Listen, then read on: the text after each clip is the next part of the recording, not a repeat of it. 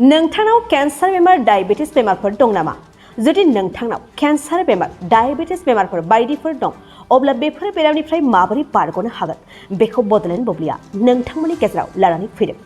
Cancer बेमार diabetes बायदि बेमारफोरनि थाखाय सजना बिलाइनि साहाखौ लोंनांगौ। सजना बिलाइनि साहाखौ कैंसर बेमार डायबिटिस बायदिफोरनि गेदेर गेदेर बेमारनि थाखाय लोंनांगौ। सजना बिलाइनि साहाखौ लोंब्ला नोंथांनि देहायाबो गोग्गो आरो मोजाङै थागोन। सजना बिलाइयाव iron, calcium, potassium, magnesium, folic acid, phosphorus, vitamin C, vitamin B, vitamin A, vitamin E फोर थायो। आरोबाव सजना बिलाइयाव anti oxidant, anti bacterial, anti inflammatory विटामिनफोर थायो। मानसिनि माखासे बेमारनि थाखाय सजना बिलाइनि साहाया जोबोद मोजां।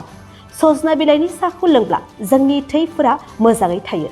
सजना बिलाइनि साहाखौ लोंब्ला गगा मोननाय, लोमजानाय, खर' साबाय थानायफोरखौबो होबथायो।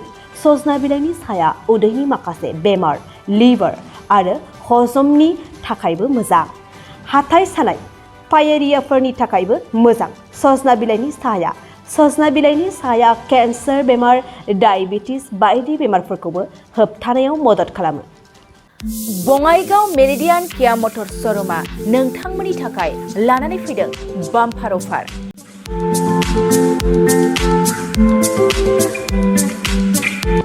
नोंथांमोना सोरबाफोर मेरिडियान किया मटर श'रुमनिफ्राय गारि बायनो गोसो दं अब्ला बङाइगावआव थांनानै बायहैनो हागोन। बे बाम्पार अफारफ्रानो जाहैबाय सेल्टस गारियाव 1,25,000, केरेन्स गारियाव 1,50,000, सनिक गारियाव 50,000 सिम खम बेसेनाव मोननो हागोन। नोंथांमोना गोसो गुदुं अब्ला थाबैनो नैबे जानबुं नङाव सुलाद लाहरनो हागोन।